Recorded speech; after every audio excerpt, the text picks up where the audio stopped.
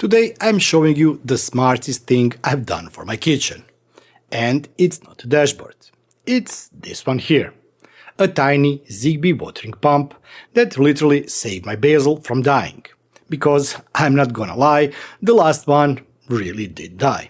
Dry soil, sad leaves, and that, I forgot again, energy. So I built a setup where Home Assistant can help, but there is a twist. This kit works even without Home Assistant or Smart Home, and that's why I actually love it. We'll start in a couple of seconds.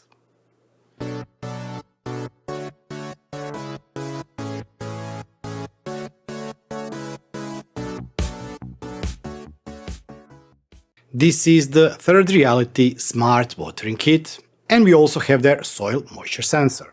Both are Zigbee devices, so no Wi-Fi, no cloud dependency, and no vendor app required. You do need a Zigbee hub though. In my case, I'm running this on Home Assistant Green with Sky Connect, also known as ZBT1. And I'm using ZHA. And the crazy part is I've been running this since July 2025, and now it's end of January 2026. The batteries are still the same. Let's do a quick overview. The pump is battery powered by 4 AA batteries that are also included. And that matters more than you think, because it means you do not need a power socket anywhere near your plant. My old DIY Zigbee watering setup was USB powered, which basically means smart but only if your plant lives next to an outlet. Even the ready-made pump I tested before needed external power. This one doesn't. Also, it comes with a tubing and kit to water 2 pots from 1 pump. I'm only using 1 pot for basil because I'm not running a botanical garden here. Setup is simple. You have a bucket or a water container, tube goes into the water, the pump sits outside, and the dropper goes into the soil.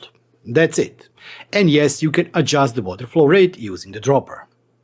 So you can go from a gentle drip to mini flood, depending on your plant. And once it is in, the most satisfying thing happens. You see water drip into the soil. And you realize this is actually going to work. Now here is the part that surprised me. The kit is smart even without Smart Home. You do not need the soil sensor if you just want basic watering system, because the pump has a screen and you can program it directly on the device itself. You set how long it waters, starting from 10 seconds and going up all the way it can go, and you set how often it runs, like once per day or every few days. That's it, no app, no automations, it just works. But if you do add the sensors to Home Assistant, then it becomes properly smart. Because now it can water based on actual soil moisture, not just a schedule. Okay, let's connect it to Home Assistant. I'm using ZHA, and pairing was exactly what you want from Zigbee. Fast, boring, and reliable. Which is the highest compliment I can give a smart home device. Once paired, you get a bunch of entities for the pump and the sensor. And this is where Home Assistant becomes the brains of the system. Now the soil sensor reports the percentage value and the temperature.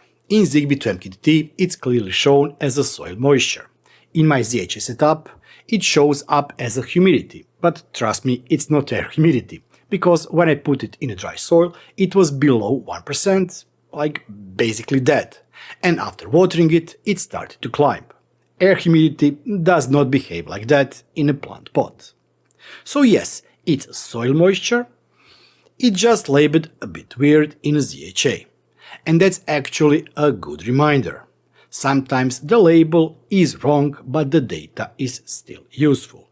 Now I'll be honest again. This works so well standalone that I didn't even build a Home Assistant automation for the pump at first. I just set it to water once per day, short interval, and that was enough. But for a video like this, we should talk about why automations still make sense. Because Home Assistant can add safety and logic. For example, only water if soil moisture is below a certain threshold. Add a cooldown so it doesn't water 5 times in a row. There is a difference between automatic and smart. And the best part, you don't need a complicated setup. Just a simple threshold rule is enough.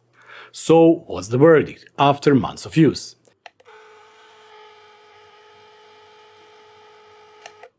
This is one of those rare smart home devices that actually solves a real problem.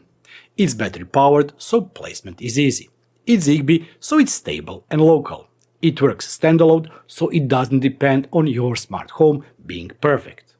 And with Home Assistant, it becomes even better.